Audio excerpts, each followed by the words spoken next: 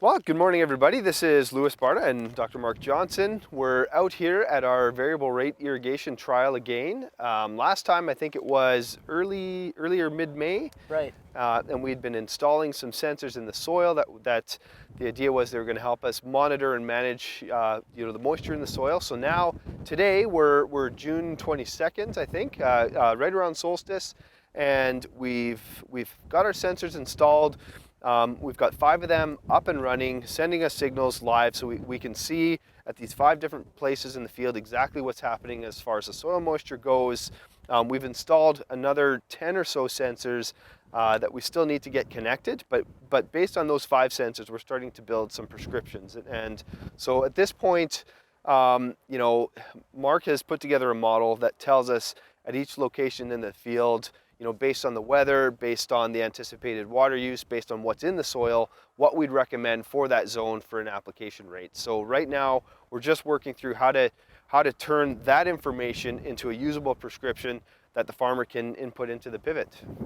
Yeah, exactly. So at each of these 5 locations that Lewis was mentioning, we have sensors installed at different depths, and that allows us to know how much moisture there is in the different layers in the soil in the root zone.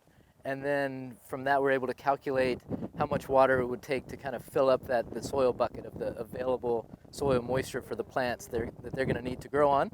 And then our forecast looks at the weather and computes how much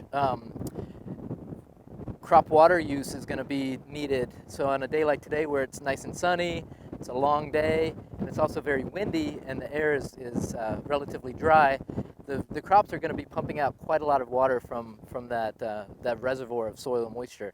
And so the job of the irrigation system, of course, is to replenish that soil moisture. But we have areas that are higher and they drain a little bit more, and we have areas of the field that are a little lower and they accumulate more soil moisture. And so with the variable rate irrigation, we're able to program the system to apply the right amount of water at the different locations so we can fill up the soil moisture reservoir to be able to get it through to the next growing days.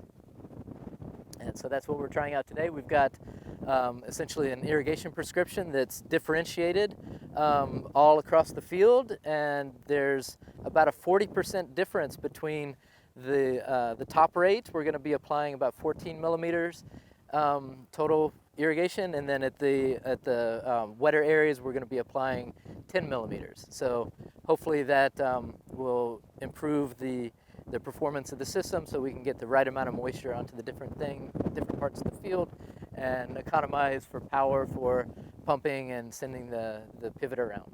Having said all that, at this point, we've got our models running, we've got a prescription ready, so we're going to input it today and see whether things run properly, and then hopefully from here on out, we're providing a recommendation every day, and then the farmer can choose which one to, which day they'd like to choose that recommendation and apply it.